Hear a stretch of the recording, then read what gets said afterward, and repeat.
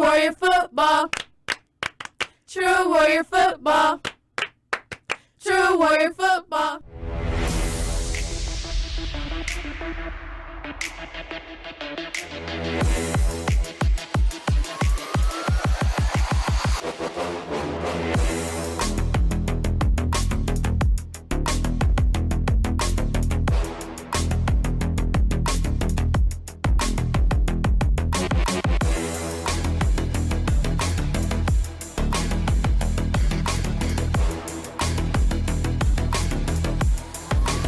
You are listening to True Glory Football Podcast with your host, Corey Kid Smith. All right, guys, we just finished the scrimmage here, and really, I talked to a lot of players, but I really got to talk to these two guys. My man, Keith Jackson Jr., and his star wide receiver, man. Y'all was out there like T.O. and Donovan McNabb for a little bit out there, man. Like, tell me let's talk to me about today's, game for you guys, like. Today's game, it felt good to play under the lights and just be around people I'm cool with. Yeah, because you last year led our freshman team, and you did some great things last year. And you, sophomore, I'm sure, played a lot of JV. So does the game feel a lot faster for both you guys out here today? Yeah, it's fast. Now, we had 2 touchdowns for the 2 of y'all, right? All right. Now, the last one I liked a lot. Run me through that play. I dropped back, and I read the safeties. Both the safeties split out the middle, and he just ran through the middle, and he just ran for the touchdown. Did it surprise you how wide open you were? Yeah, I caught the ball. I'm thinking, I'm about to get hit hard. I turned around. Well, it's daylight. So Okay. There you go. Got to take it to the end zone. Now, you also played a lot on defense today as well. And you got the interception in the end zone now. Run me through that. Yeah. Run me through that. The quarterback, he started rolling out, so he couldn't throw it to the other side of the field. So I just ran with him this way, and he ended up throwing it up to the receiver, and I just went up and got it. And hey, I love it. There was a couple plays out there where you had to let the people know, like, there's a safety here, man. I'm going to make this play on you. You catch this ball now. Yeah, they thought, like I tell people last week, man, people think it's going to sweet on the east side this year, but it ain't going to be sweet, right? No. Ain't going to be sweet, Jordan? That's what I'm talking about, man. Hey, great job tonight. Very proud of y'all. The future of Warren Central football, these 2 young men right here, Jordan Williams, Keith Jackson Jr. Hey, go out there, have a good time tonight, celebrate with your teammates. Let's go ahead and do this all again next week, right? Yes, sir. There you go. All right, so I'm right here, senior linebacker. All right, Lee Alexander. Yes, sir. My man. Senior years right here, man. Like, when you were a freshman, and you was out there, I'm like, man, this dude is really out here playing for us and making plays all over the field as a freshman, man. And it's like these years have gone by so fast for you. Does it seem like it's going like what do you think right now, man? It's going like too fast. I feel like I've been in high school forever, honestly. It's been a long time. Old man Lee Alexander. I'm saying, like, but it's cool though. The game real easy for me now. Like, this is becoming real smooth. Now, as a senior leader on the team, do you feel a lot more pressure to get these guys right? Being a signal caller, getting the plays from Coach Tussey, Coach Temple, all that stuff like that. Honestly, not a lot of pressure because I feel like that's what I'm supposed to do. So I feel like it's natural for me to be a leader. So like, I like kind of leading, and so it comes pretty easy for me. Got it. So after tonight's performance, what are your thoughts? We just got to go to film, fix the small things. It's only the small things that kills us. Because we're a great team. We got great talent. We got great players. So we just got to fix the little small things that kill us, and then we'll be great. I love it. We'll go in there, celebrate with your teammates tonight, and we're going to get ready for that team out south. Yeah, yes, sir. I got you.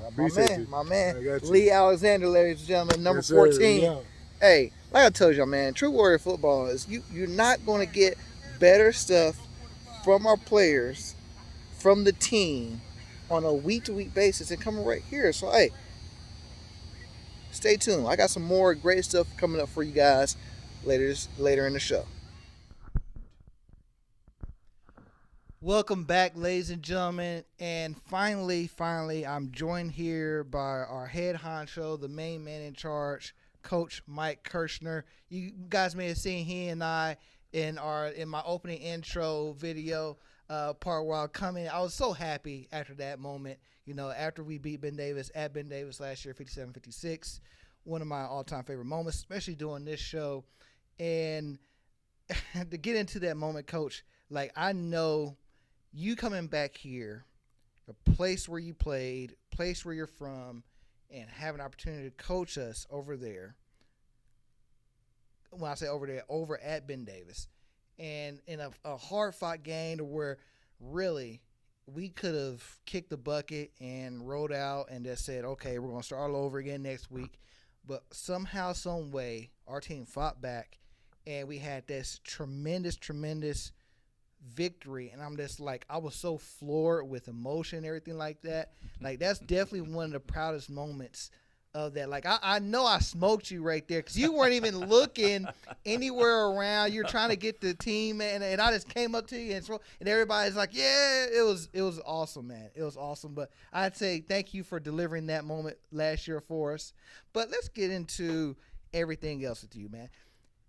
How does it feel to be another year into coaching here at Warren Central, everything that you've gone through so far as a head coach for our program? Like, did you really anticipate everything you've had to do so far? No, there's been a lot of trials and tribulations in the first year and a half, almost 2 years now, and part of that had to do with COVID. Okay. We weren't in school when I first got here, so I was trying to round kids up for the 2021 season. We were trying to get workouts done after school, but they're not in school, so I'm going around every day and picking up a half a dozen kids to get them in here. We had a good summer, but the biggest change between last year and this year is just our physical strength. And what I mean by that, and you know from being around here for a long time, we have club members, yes, very similar to Ben Davis club members because they were copied 20-some years ago when Kevin Wright got here. He copied Ben Davis's system of doing things. And last year on the team, we had a grand total of 59 club members, guys who could clean 235, bench 400, or bench 300, squat 400. We had 59 total kids. This year we're at 129. So we doubled. I love it. Yeah, our power clean went from 19 to 47. And so our off season, because we're in school full time, I had the kids full time. Not only were they working out in class 4 days a week, they were working out after school 4 days a week. And we were averaging about 90 kids every day after school, Monday, Tuesday, Thursday, Friday, from December until the end of May. And it's made a big difference in us physically. All of our offensive linemen now squat 400. They all clean 235. Even better. They all bench 250 or better. There's a couple of them that are at the 260, 270. A couple of them are in the 300-pound range. So our overall strength has gotten better. Do you get in there and show them the proper form? You know, that ain't now how you clean 235, son. This is how you do it. Yeah, well, I can't. No. Not anymore. But I'll tell you who's been a big help to me start off this football season and summer was bringing Coach Tutsy back because he's been in that weight room with me in the morning. I'm in there the first 3 periods with him, and he's that energizer bunny that gets all the kids going, and he concentrates on the clean, and he's gotten them do it right, and he's focusing on technique, and he's been awesome. So in our transition, there's been a whole getting to know each other, getting to know the program, getting to know me. I've had several cookouts at my house. The last one, we had 35 seniors at my house for dinner and had a great social time. And it's been a process, and every day's a process. Just like today's practice was a little bit rough getting going, but it's a process, and we got to stay with it. We're doing some good things. We're not where we need to be yet. I know it. I can see it, but I also can see the growth and the change in what we're trying to get done, and not just on the football field, but bringing back alumni. I had a meeting today that was purely an alumni. We're starting a football alumni club. I forget what the actual name of it is. It's going to be launched tonight. It's going to get shot out to every alumni. We've got like 700 football alumni in this thing that they're going to get an email about how they can join this club. By joining the club, you get your 5 tickets to the game. You get 5 T-shirts. That's amazing. And I want those guys. Every alumni that's walked back on the field to watch practice, I invite them out. And I invite them out, and I tell them to come onto the field. It's your field. just like it was my field in 1978 and all the guys I played with. It's Marshall Welton and John Warren and Gary McCall. It's their field. It's Darren Evans's field. It's Sean Hogan's field. It's their field, and they need to feel like they're still a part of it, because the one thing, and I guess the reason I've coached for 39 years is the one thing that still gets me is Friday night, man, and it's being on that field and knowing that I've come back. Now again, it's a turf field. It was grass when I was a kid, but There aren't knowing very I've many come, turf fields or grass fields in no, 6A football. No, anymore. not anymore.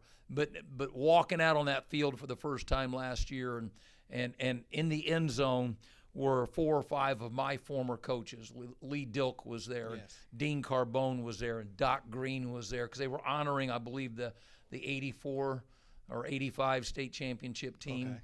Tony Burchett, who I coached with, was there, who was getting inducted into the Hall of Fame. And just shaking all their hands and getting to say hi and kind of reliving your past is all part of a very emotional journey for me, being back here, and part of why I came back, me and my wife. I think because for a while, I was away from the program, which is hard to believe, because I bleed this black and gold, and it pours out of me in my veins and everything. So, but I was away from the program for probably about 3 or 4 years for whatever reason. It doesn't matter anymore. But I think it was around 2017, probably your last year over at Ben Davis, I started to feel more welcomed in the program. And 2018 came, I started to show, and then everything started to really gear back towards. We were welcoming more alumni back into the program. Because guys have been saying, outside of our 10-year reunions for our state championship teams that we've had, they weren't coming to many games. If they were coming to games, they weren't feeling, truly welcome. But after those times, like I said, 2017, 2018, I started to feel more welcome. I started seeing more guys come out to games, be on the sidelines, cheering on our guys, coming out to practice. So I love hearing that you welcome so many of these guys back, because a lot of these guys say to me, they miss the family and camaraderie that they had in our program. And we've had the father-son football game, flag football game 2 years in a row. That's been a big hit. You recently helped out Deontay Buckley and his Legends camp. that Absolutely. he had a few weeks ago. That was a big thing. I had a lot of former alumni come back, help teaching kids. And that's really a big fun thing. So I love the direction you're steering our program, because we definitely need that. And I see that, and I'm like, man, what does this guy have next coming up for us? Well, I don't know, but I will tell you one of the neatest parts about bringing those guys back. Like last week, it was George Cheeseborough, all right, who was a stud here, man, great football player. And so he comes up and introduces himself, because I don't know him. I was on the other side of the sidelines. I remember the name. You need his jersey number and everything to be on. And so he comes up, and the neatest part is the first thing we reminisce about is who played against who, what players I had on. And I said, well, I'm Coach Kirschner from Bennett. Well, we know who you are. He goes, I played against so-and-so. And we relive those moments, even though I was on opposite sides. Probably the neatest part is they don't look at me as the guy from the dark side. I'm the guy who's come home to where he was always supposed to be, and that makes me feel really good that I'm welcomed back with such open arms by even the alumni that we did battle with. For sure, it's just like Darth Vader becoming Anakin Skywalker at the end of Return of the Jedi. There you go. Coming back to the light at the end there. But it is really good, and like I said, I saw what you were building with last year's team. I love, like I said, I loved the game over there. I love that comeback. But one thing I said after the game, and I put this out on Twitter, and I want to say I said it on the show here, is I didn't want that to become a moment where our team peaked. Right. And I felt like after that, it was just so hard to really capture what we had great in that game, in that moment. And every week it was just a little bit less and much less and much less. And then at the end there, we're left holding the bag and we're on the sidelines and our season's over. we were fighting a lot of off-field demons, for lack of a better word. There was a lot of internal stuff going on with the team, especially with the kids off the field, issues at home, issues in the classroom. We had to deal out some suspensions. There was just a lot of things that after that Ben Davis game began to unravel. We had some character issues. We had some coaching mistakes. Mistakes I made on my part that if I look back now would have done differently, but I felt like I've always taken the approach that my job is to help kids be a better version of themselves or the best version of themselves, and not necessarily what happens on the football field. And sometimes I carry that maybe to an extreme to where I hang on too long, and it actually is disruptive to the chemistry of the team. But I want to help the kid because I never want to see a kid fail. I get that. And so it's a fine line that you're always walking. And so I wish I'd have handled a few things differently at the end. We like I said, we got to the sectional game and we held some kids out. We had some key kids like Joe Walker who was injured and couldn't play, and give LC credit. They lined up and they hit us hard and they fought like dogs.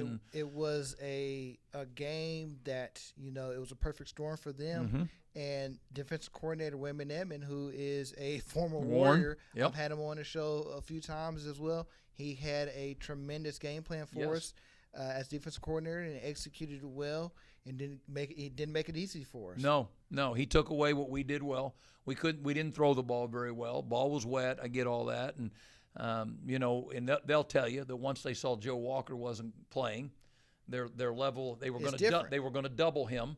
And the minute that happened, they didn't have to double anybody, so that helped their whole defensive scheme a little bit. And Joe demands your attention. We've already gotten through the grapevine that Center Grove is going to try and figure out a way to double him. That's why JoJo needs to have a big game. We need to be able to get him the ball, which is another story. I feel like Joe, because last year teams were like, okay, it's kind of like, all right, we know they got Joe Walker.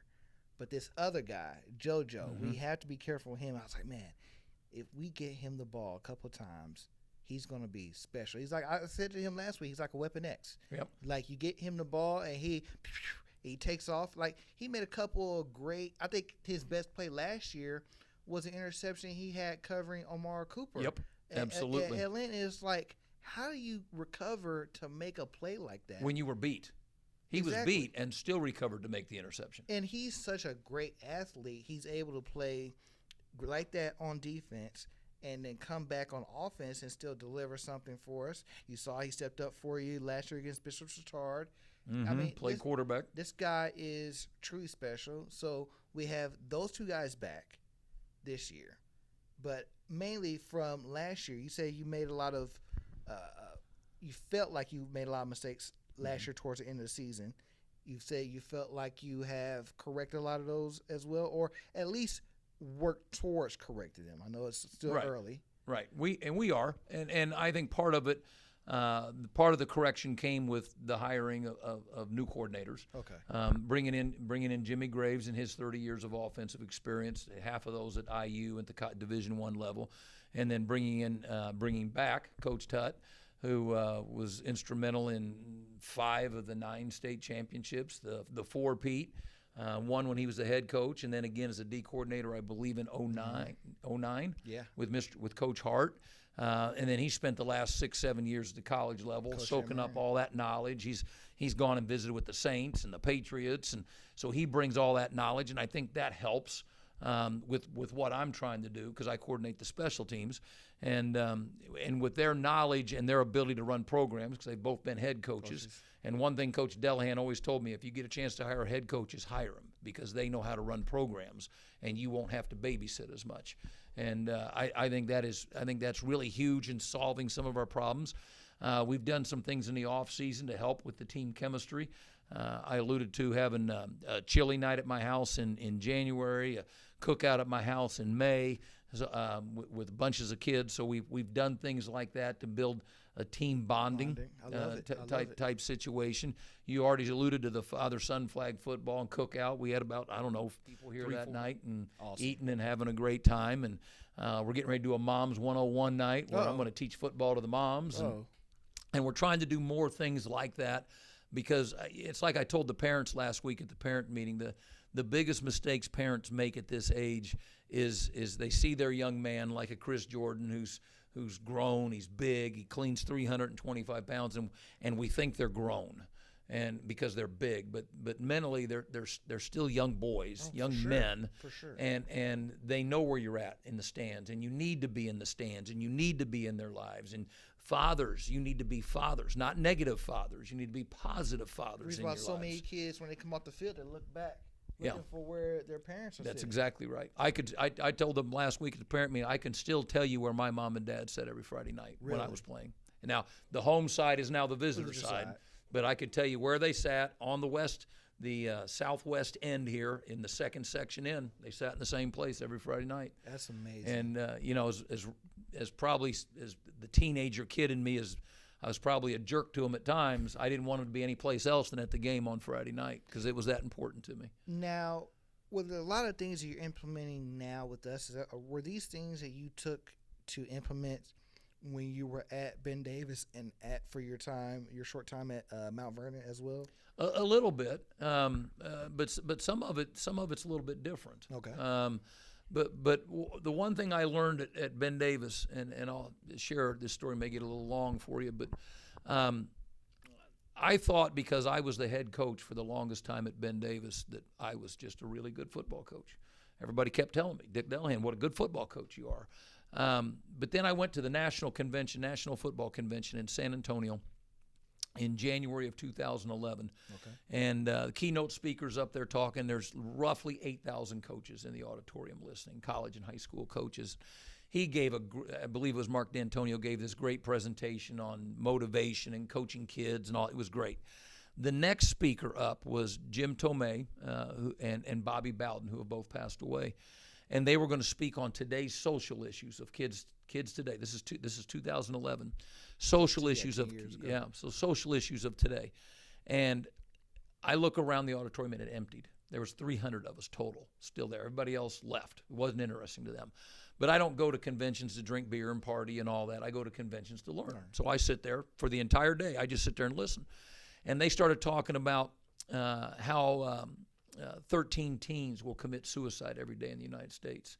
5,400 teens will attempt suicide every day in the United States. 750,000 teens run away from home every year. They talked about teenage pregnancy, kids growing up without parents, kids living in toxic stress, and they're going on and on. I'm thinking, man, they're describing my kids. But see, I was always under the impression that I was a really good coach because I would tell those kids what to do on the field, how to do it, when to do it, line up, do what I tell you, do what I tell you. And that made me a good coach. And then Bobby Bowden said something. He goes, every year I get my seniors together. We have dinner, and then we do a leadership meeting. And in this meeting, every kid goes around the room and tells every other senior on the team his life story, where he grew up, how he grew up. And that bonds my team, he said. And I thought, I wonder what that would look like at the high school level. It's one thing to do it with 21 and 22-year-olds, but to get 16 and 17-year-olds to talk, that's a whole different scenario. So I fly back home.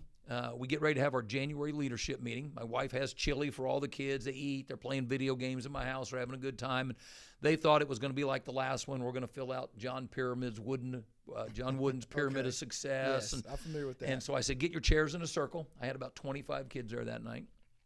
And I said, all right, tonight there's no pens or pencils. There's no paper. And I said, tonight we're going to do something a little different. I was sitting right here like you and me are here, and they're all spread around the room. And I said, tonight we're going to talk. Each one of you is going to share their life story. And I got the response I thought I would get. Everybody starts looking down. I'm not talking. You can't make me talk. I don't want to do this. And I knew that might happen. And so I got out of my comfort zone, and I told them my life story. I told about how I got brought home by the police in the 7th grade. And they're all perking up. They're perking up like, you did something. I said, yeah, I did. I did something wrong. I deserved to be punished. But so I told them about my parents and my 3 brothers and my 2 sisters and life growing up for me. And then I turned to the first kid to my right, just like you and me are sitting here. And this kid lived 5 houses away from me on the west side. His name is Anthony, by the way. And he's a fireman in California, graduated from Wabash, is a father of 2, and is doing really well.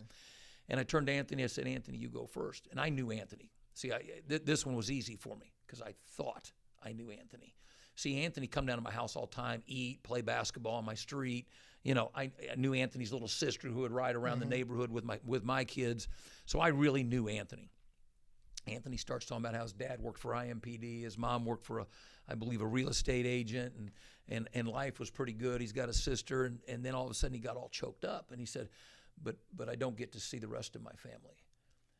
And Bobby Bowden said, when it starts, don't talk. So I just kind of looked over him. He said, see, Coach, my dad's black and my mom's white, and our families don't believe in interracial marriages, so we're not allowed at family reunions.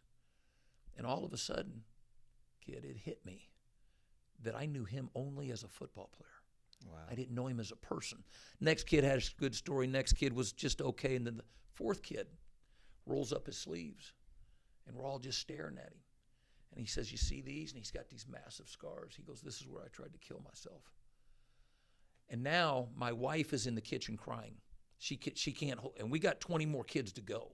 I don't know what to do. I'm so bent out of shape because I want to hug them now because I've realized how wrong I've been as a coach and how deep this gets. And finally we get to the last kid, and this last kid's name is Michael. Michael didn't make it. Michael's in prison. And Michael had a full ride to Western Michigan, didn't make it, got in all kinds of trouble. And he's holding his head, and he's screaming as loud as he can. He goes, tell me I'm not crazy. Big tears are rolling off his cheeks. He goes, tell me. And after 2 hours, I break my silence. I said, Mike, who says you're crazy? He said, Coach, when I was in the 6th grade, I saw my mama get beat up by her boyfriend, and I swore if I ever saw that guy again, I'd fix him. When I was walking home from Chapel Hill Middle School one day, I saw him in the strip mall. I ran to my apartment. I got a bat, and I beat him, bad. And he looks at me with these big tears in his eyes, and he says, Coach, please tell me I'm not crazy. And all of a sudden, you think to yourself, what do you say to him? He beat a guy almost to death. What do you say to him? I don't know. What do you say? I got up and I hugged him. That's all I knew to do. I didn't know what else to say. I don't know how else to comfort him. But at that moment in time, I realized me and my staff were not good football coaches. So we immediately had a staff meeting because word had traveled through the coaching staff. I'm getting emails during the day going, what'd you do to these kids last night? They're a mess. Had a staff meeting. I said, we're changing our focus. Our focus is not winning championships at Ben Davis. It's no longer our focus. Whatever happens on the field happens, and if I get fired for it, I get fired. Our focus is to get every one of these kids to college with a chance to make a better life for themselves. That's our only focus. And you know what? When we started focusing on that, winning kind of became easy. It just kind of, because the love between them and us became so tight that we felt like we could get through anything. Now, we ended up losing the regional that year to Carmel. You lost to Carmel. 11-9 after you guys got upset because we lost to you guys in the regular season. That was the woo-woo game in Buckley. We lost to you guys 27-21. We lost a couple games that year. Came back in that game. You guys were we were up like 21. And we had the ball late down on your 20 with a chance to win. And Jordan Shine tipped it away. He tipped it away against Monte McDowell. And that was a game at your place. It was packed crowd. Yep, packed crowd. And it got dead silent when Buck went down. It did. Yeah, but that was the year that led into that, and then it took us a couple more years to get over the hump before we got to 14 and won it. And but it changed my thinking, and again, that didn't mean I changed how I coached. I'm still loud. I still get after it. I still want things done a certain way in the extra. But it added something new for you. Yes, and it changed how I saw kids. I didn't see them as football players. And that's a mistake I think a lot of us fall into. Have you found a lot of our players on the team being as open to you and wanting to come to you and talk to them about things that got going on in their life? We're getting there. There are several that now, and what's really neat is those kids will text me out of the blue. Coach, you doing okay today? On a Sunday. Coach, you okay today? Yeah, I'm fine. What's up? He goes, no, I just want to see if you were all right. He goes, you always check on me. I want to see if. So I know I'm getting there. But it's slow. We did in January at my house. We did the Share Your Life story with the 20-some seniors I had at my house. We had numerous kids crying because their lives are a mess, and it's the first time they've been able to share with a teammate outside of football that there's more going on inside their bodies than football, their brains and their stress and I've spoke to just about every police department in the state of Indiana about how to see kids and what happens when you roll up on a kid who's in trouble and that kid's in immediate fight or flight mode. And if you could just take them off to the side and walk with them and talk with them, you'll find they don't want to fight or they don't want to flight. They want to be helped. I can definitely attest to that from my time working here in the building where I was a student supervisor called to a classroom to, escort a student out because he's getting loud with a teacher or something like that. And many times walking into a classroom and kids just being loud, there's kids being kids. Mm-hmm. And what it boils down to is their attention, lack of, they want more of it. But you talk to them and you come to them in a way that they want, where I think Coach Hudson says it best. Most of these kids, they want to be coached up. They want to be taught. They want to be respected. Mm-hmm. And a lot of times if you come to them in a way that best suits them, you get a whole lot more done without having to spend so much energy and going to that extra level that's just going to make the problem and situation worse for that kid. Mm-hmm. So I definitely understand where you're coming from with that, and that's really amazing. I've not heard anybody do that before, coach-wise and stuff. And to think Bobby Bowden, I would have loved to have heard Bobby Bowden speak. I think the 2 or 3 best coaches I've heard speak, or that's been around, Frank Beamer, Virginia Tech. I heard Bob Stoops when he was still at Oklahoma. Oh, my God. Talk with Lloyd Carr, but didn't hear him when he was speaking with Michigan. But talk with him on a recruiting visit with other players that we've had. But just a legend like that, I just think, man, that would draw my attention. And I was like, I've been around great coaches here. I mean, I can go into a room right now and hear a guy like Coach Wright, for instance, when he was around in the area. If he was coaching or teaching or talking about anything, certain coaches demand respect when they start talking, especially about something that deep. So it's very surprising that so many coaches will walk out of, listen to somebody like that. But you do say it right. Those conventions are right after everybody's season. Everybody's trying to wind down. They're looking for jobs. Yeah. They're networking everywhere. I've tried it myself. I made a drive down to Louisville one year thinking I was going to be able to get on with somebody's video program. Didn't work. So, right. But, coaching is very interesting how there's no right way to do it.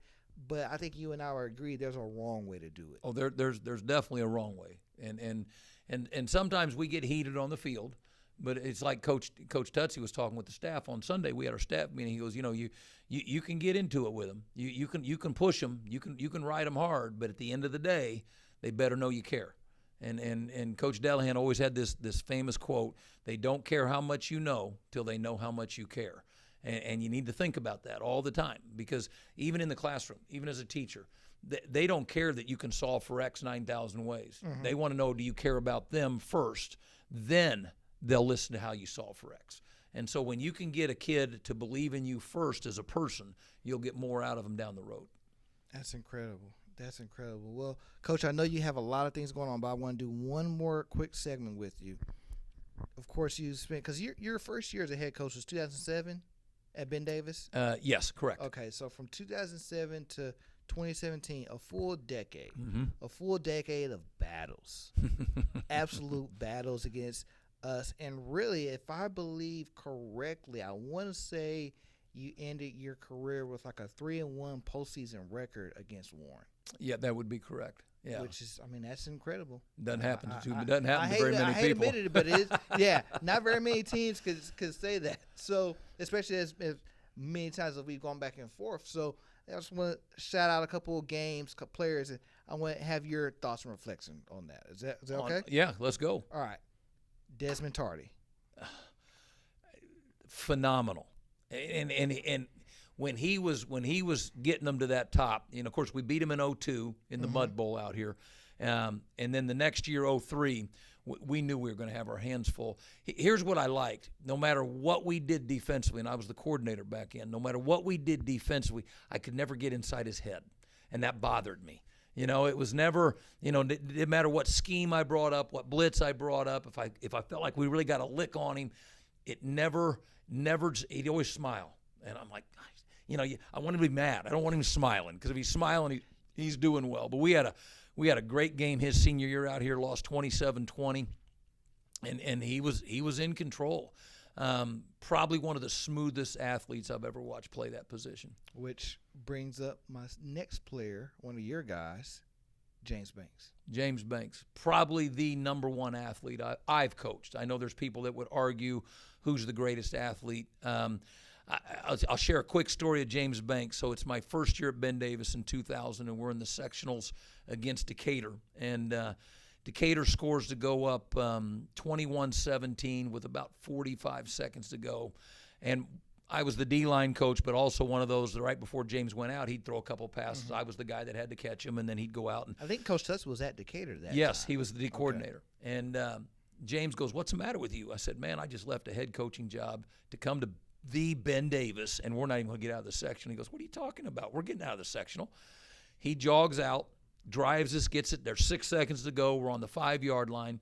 We call our final timeout, brings the offense over. Dick Delahan says, "We're going to run this. And then James Banks goes, no, Coach. Trust me. We're running quarterback draw, and I'm scoring." We run quarterback draw, score. He walks over, swats me on the behind, and says, "Told you we were winning the sectional." And I thought, man, do you have it. You just have it. You know what I mean? There's not many guys that are that confident. But for a guy his senior year to win Mr. Football as a quarterback, Mr. Football as a DB, and Mr. Football as the punter is amazing. Incredible. Now think about that. Incredible. 3 positions.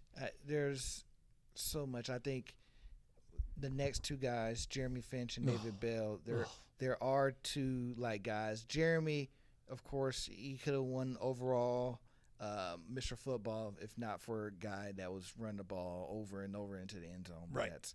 But you know, Jeremy, I feel like is our James Banks version, maybe better or whatever. He had a similar play. Yes, he had the punt. similar. James Banks had the punt play in the 2001 regionals against Warren, and then a few years later, Jeremy Finch does it to us. What year was that? 05? 2004 regular season game. Snaps it over his head, yes. goes back, launches it. The kid catches it. We end up losing by a point in that game, and that led to a score. It was a field goal, 31-28. That's correct. And I'm like, he just threw that ball 60 yards in the air, you know, and their kid's down there catching it, and my kids were like, he can't do that. Well, yeah, he can. Even though the guards were down the field with him. You know what? The one time the Zebras didn't throw the flag. Thank you, refs. I appreciate that. But yeah, Jeremy Finch and David Bell, those two guys were absolutely incredible. I think, and now how voting with Mr. Football is, there'll never be a guy that does that. I mean, it's David Bell had no business not winning. But I was sat in the voting meeting that day, and I was 4A then because I was at Mount Vernon, so I was 4A, and I'm sitting there, and they're talking about all these kids, and there's 10 4A votes, and I'm sitting there. Of course, I just come from David's junior year when I was at Ben Davis, trying to defend him, trying to beat him, because he was playing both ways. And I said, guys, I'm just telling you, there's not a better athlete in the state. He goes, well, small schools, what Kaiser's done. I said, I'm not taking anything away from Kaiser. I'm just telling you. And on our table, 9 votes for Kaiser, 1 for David Bell, me. Are you in? So I knew he wasn't going to win because he wasn't going to get the 1A, 2A, or 3A vote. No. So without the 4A, he had no chance. And he got the 5 and the 6A. And here's the thing. There were people in 6A that voted against him. And really, the true travesty is Ramir Elliott should have been the one that, you look at what 3,000-yard rusher, 3,500 total plus yards overall. Went in the state championship game, was incredible. If you talk about what did he do in the final game? He basically David Bell couldn't play run and do what so we relied on Ramir to carry us. He had 3 touchdowns in the game, over 200 yards. What more do you want the man to do? Right. And you look back at it, it's like, why is he not getting heavy consideration for it? Now, maybe he split the vote, so he's supposed to be penalized for that. Yeah. But then it really bothers me because then I see a guy like Carson Steele who had a great year with half the yardage, goes Mr. undefeated, gets Mr. Football. Yep. There's no way anybody can tell me a guy can do that and win it, and a guy can do twice as much and not win it. Yep. It makes no sense. That's the reason why I'm a huge advocate for, if they're going to do Mr. Football, they need to break it down class by class. There's no question. It's you're cheating kids, and that's one thing I absolutely hate. Yeah, I've not been a fan of it. I'm a voting member. I'm one of the 60, but it's been crazy because I know in 17, there was talk that Reese Taylor didn't deserve it. And I said, well, he threw for 4,000 yards and rushed for 1,500. Show me another person. Show me one against our schedule. Correct. Playing Warren twice and playing LC twice and playing the Cardinals, playing the Center Groves. Brutal. Yeah. It's brutal. It's not. You're not playing Knox County High School. It's brutal. It's different. Absolutely. No. And the last player that I think I want to ask you about,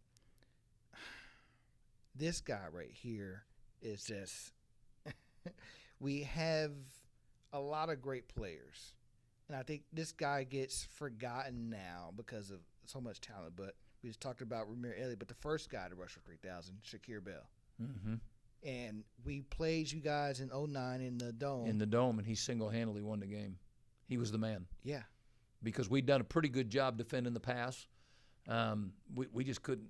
I mean, he rushed for, I believe, 300 and some yards that night. Probably. I mean, it sounds about right. He had 4 touchdowns. I mean, he was. And again, we missed 3 field goals because we didn't have a kicker per se. But and then to watch what he did at the college level was just as impressive. Yeah. Because he's too small. He's too short. He's not fast enough. Wrong.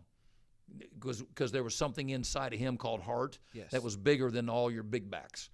And he was tough. Tough to bring down. There's so much with Shakir that, if I had opportunity, if I was running a college program, I was like, you know what?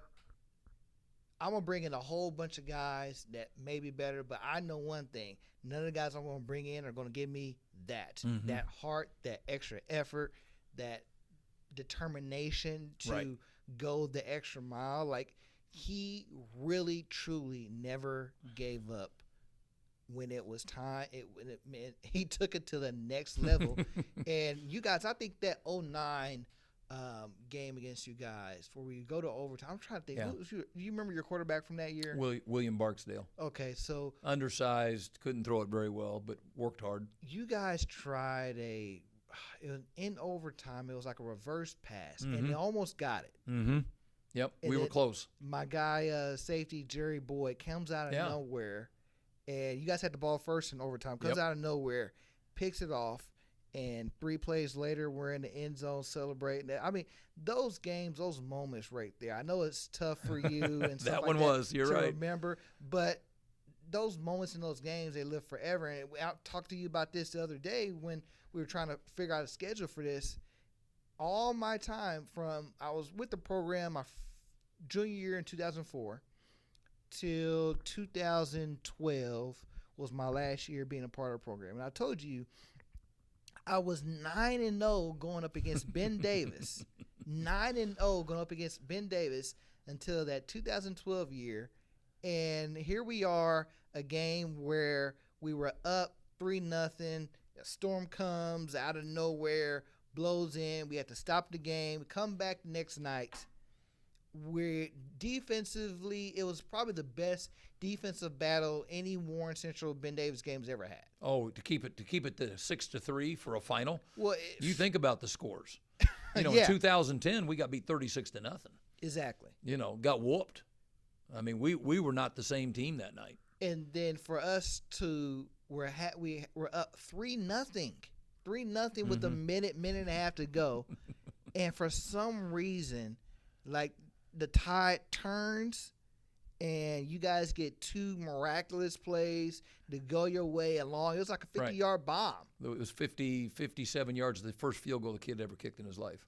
He'd never kicked one. He was a soccer player. He had never kicked a field goal in his life till he was our kickoff guy. Incredible. But we used him because we knew the other kid couldn't get it there. But we knew this kid's leg was stronger, and then he hits it. And see, that's the reason why you're a legendary coach, man. You put guys in the right position. I'm looking forward to a lot of the games and stuff coming up this season. I may have put a lot of pressure on us already. interview with Kyle Needham from Indy Star. And, Quarterback this year. I'll put you on the spot, Corey. Who do you got before we kick it back to Aaliyah? 6A title this year. Who do you like to win that thing? You want unbiased or biased? Give me your unbiased opinion on that. Unbiased opinion. Okay, my unbiased opinion. I'm going to say it's going to be Warren.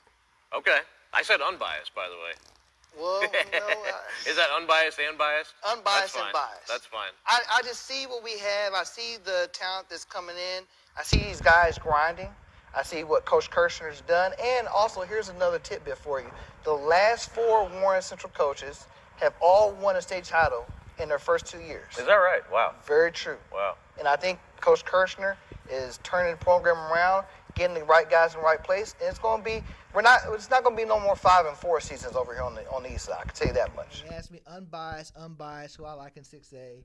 I got to come home. Okay. We got some work to do, but we like where we're at. It may be a process, but it's like when we won it in 14, we weren't the best team during the regular season. Correct. We were the best team at the end of the season.